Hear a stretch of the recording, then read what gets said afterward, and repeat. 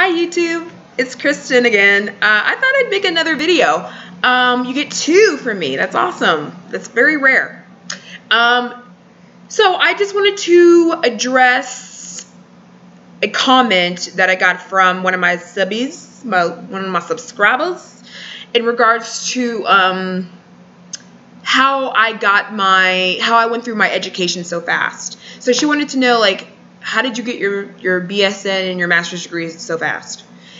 And so that's the question that I would like to answer. So, as you know, I became a RN in June of 2014, and I went to a just brick and mortar 2-year, like a career college or a technical college. It wasn't even a community college or a junior college. It was like a career college. I'm not going to say the name, but that's where I went. And I got my associate's degree, actually as a result of an LPN to RN bridge program. So I was there only 1 year because I was already an LPN prior to going into the RN program. So I only had to take courses for a year. So anyway, I graduated and passed my boards. Excuse me, cold. Passed my boards June 2014, and I was always hearing about the push for baccalaureate prepared nurses. You're going to need a BSN soon. Pretty soon, associate degree nurses aren't going to be able to find a job, or they're going to not be able to at least find a job in the hospital. They're going to be stuck like doing home health or nursing home, or I was hearing all these like crazy rumors. So I thought, oh, I'm already in school mode. I might as well go and get my bachelor's degree. So I did. Actually, I was in school mode, and it was my plan all along to go back and get my bachelor's. I did take a small break. Like I said, I graduated in June of 2014. I didn't start my bachelor's program, my RN to BSN program, until April of 2015. Now, I went to a school that you guys probably have heard of because they do advertise on TV. They weren't advertising on TV then. I just knew it through word of mouth, but I believe they advertise on TV now because I've seen the commercials. The school is called Western Governors University, or WGU. The little mascot is the owl that you see on TV. They have a very unique program, or a very unique curriculum called, it's a competency-based curriculum. That's what it is. So basically, they don't have traditional semesters where you spend 16 weeks learning a subject and then you take a test or write a paper and that's it and you pass. It is based on what you know. It's based on prior knowledge. And so you're basically just building on the knowledge that you already have. So it in a way, I'm trying to make sure I explain this to the best of my ability here, but it's competency based. So basically they allow you to take as many classes, and before I say that, they also have what's called terms. So they're not semesters, but they're called terms. Each term is 6 months. So within that term, or within a term, WGU allows a student to take as many classes as they possibly can take within that 6-month term.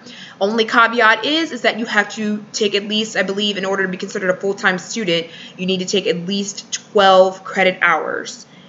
And each class is worth like 3 credit hours. So you need to take at least 4 classes minimum in that term. But you have the capability of taking more than the 4 classes. You're allowed to take as many classes as you want. So I did that. I believe I came in because they do a little analysis of what classes that you need to take before you start the program. And I believe I came in needing to take 55 credits worth of classes. This includes some of the non-nursing classes that I did not have. So I believe, what were some of the non-nursing classes I had to take? I think I had to take A&P, 1 and 2 over because the class, the A&P 1 and 2 that I took before did not have a lab component. So because of that, I had to retake A&P 1 and 2 with their respective labs. And yes, I did do labs inside, like I actually did it online with the lab equipment sent to my home, and I conducted lab experiments in my home. I remember I had to dissect a dead pig cadaver in my home. My home smelled like formaldehyde for over a week after I finished the experiment. So yes, I had to do that. I remember I had to take micro and do the lab for micro as well. I had to grow bacteria in a petri dish in my apartment. I remember that. What else did I have to do? I think I had to take a nutrition class. I don't even remember at this point, to be honest. I had to look over my transcript. But I did have to take not just the BSN courses, but also the I remember I had to take a statistics class because I hadn't taken statistics. So point being, I came in with needing to take 55 credits of classes. I completed my BSN with Western Governors University in 6 months. You're like, how the hell? I get that question a lot. How the hell did you complete 55 credits worth of classes in 6 months? Because of their allowing students to take as many classes as they want to in one term. Now, the price for taking as many classes in one term is very affordable. I believe a term's worth of classes is, at the time, I believe it was like $3,200 or maybe $3,250. I'm not even quite sure at this point, but it was like around that. It was like $3,200 for a term. But remember, you had to have taken at least 4 classes because that's considered a full-time student. So at least 4. But you could accelerate through the program and take as many classes as you want to. I decided to accelerate because I wanted to obviously save money, because if you go into another term, then you're having to pay another $3,200. So because I wanted to save money and get my BSN as soon as possible, I decided to put the, whatever, pedal to the metal, nose to the grindstone, whatever expression you want to use, and I knocked it out in 6 months. Now, how are the classes structured? I get that question a lot. Again, they're competency-based, so you're not taking tests after reading 5 or 6 chapters and then you take a test. You have papers, whatever, and you get graded for those and blah, blah, blah. With competency-based learning, you basically are assigned, you do have a preparatory reading material that you can read through.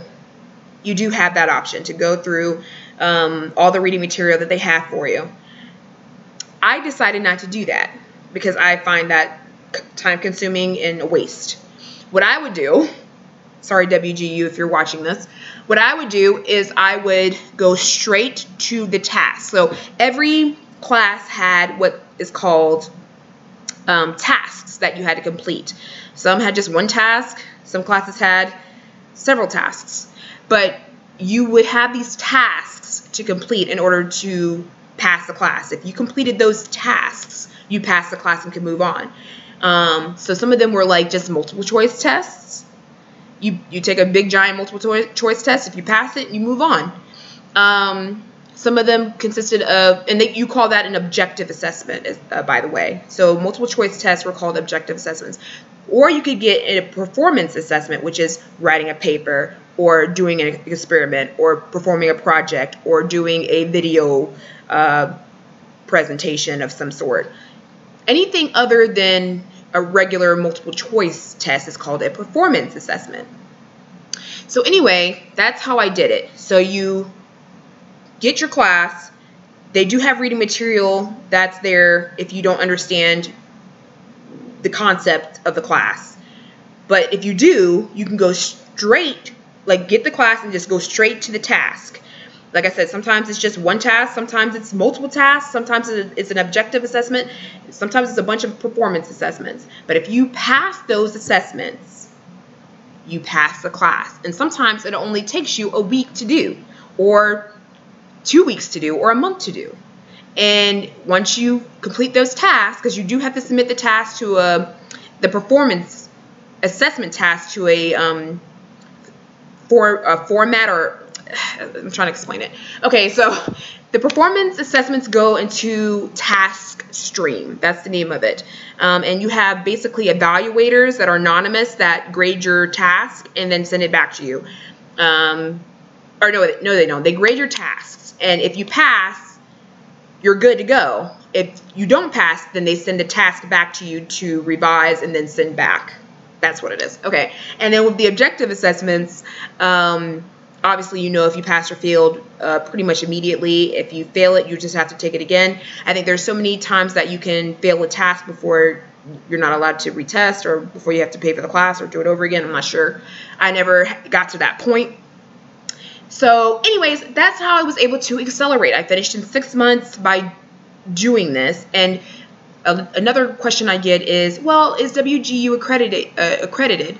And yes, they are. They have regional, excuse me, regional accreditation, which is really the accreditation that you want to look for, because when it's regionally accredited, your credits transfer easily to other schools and you just don't have as much of a problem. So you always want regional accreditation, whatever school you're going to. So so WGU does have regional accreditation as well as nursing accreditation. I believe they are accredited by the CCNE. And I forgot what CCNE stands for, but I know it's an important nursing accreditation to have. So there you have it. That's how I got my BSN and was able to do that. I got my BSN in October of 2015. Remember, I started April 2015. I graduated, got my, I got my degree in October of 2015, and I walked in graduation because the next graduation date wasn't until February of 2016.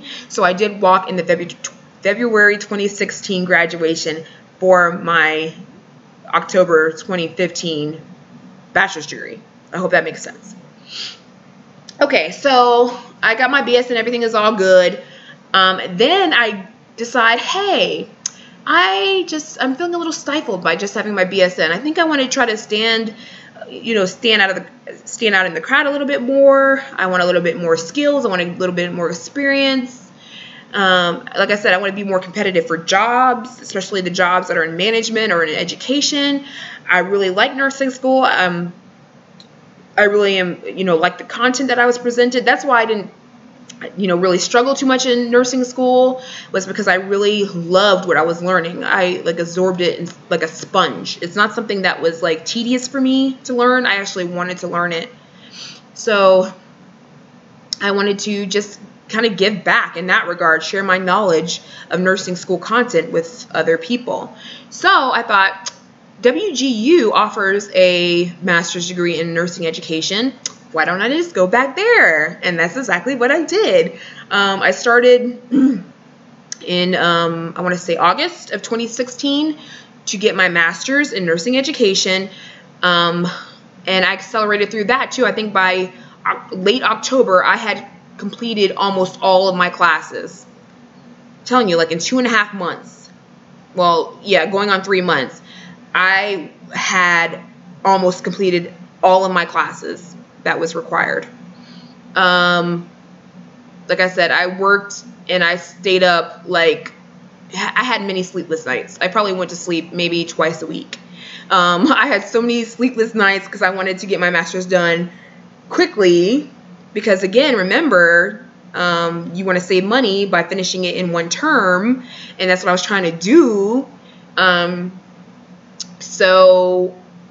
But I didn't realize how hard and difficult the capstone would be, because there is a master's capstone where you have to do this project in tandem with a nurse educator that you have to do essentially a preceptorship on a big huge project basically at the end, and that project kicked my ass toward the end of the program, to the point where I could not complete it, or I guess I didn't complete it. I got frustrated and I actually dropped out November of 2016 after being this freaking close to completing my master's. I literally just had to do that capstone project and I would have been finished. But it was so difficult that I got frustrated and quit. And so I actually stayed out a year between the time that I quit and the time I went back, because I went back because I didn't want to have regrets. I didn't want to say, well, what if I would have finished? What if I would have finished? You know, I don't want to have any, any regrets. So I was just like kicking myself, like, don't be a quitter, go back. So that's what I did. And I started back up again. I believe, I want to say, I don't even remember at this point when I started back up. I believe it was September or October of 2017. So like I said, that was about a year. Because remember, I dropped out November of 2016 because I couldn't pass my capstone project.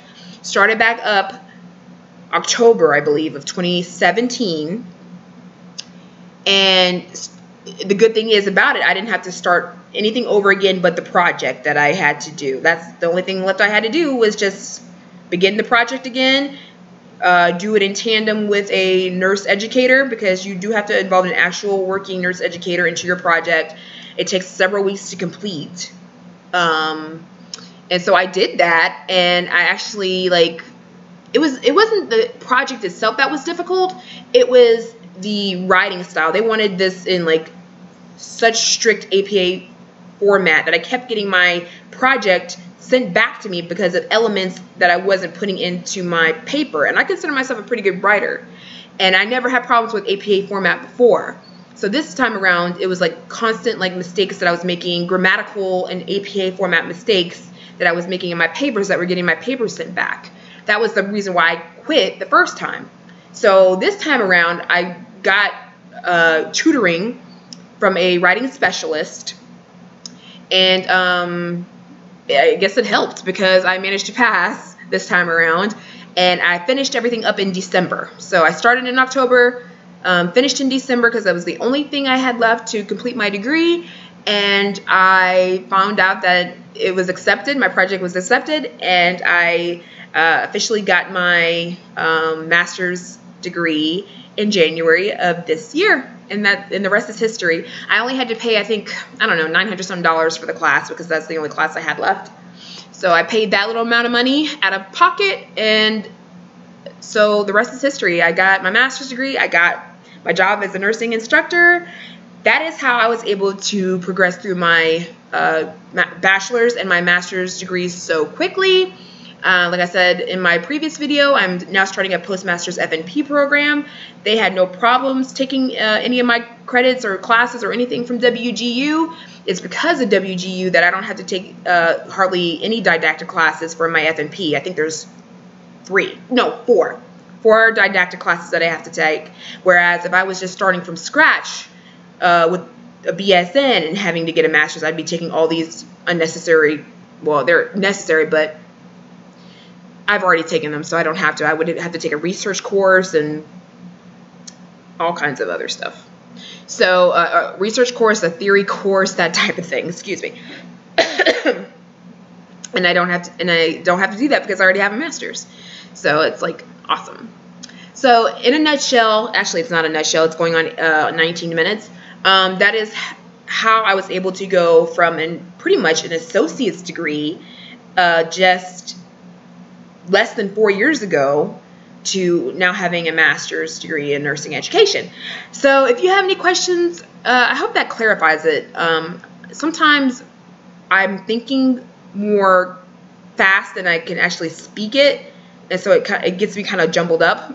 But I hope that you understood what I was saying about the competency-based curriculum that WGU utilizes. So if you have any more questions about it, feel free to leave it in the comments below, and I'll try to answer them in the comments as best as I can. And that's it. All right, you guys have a good one. Bye.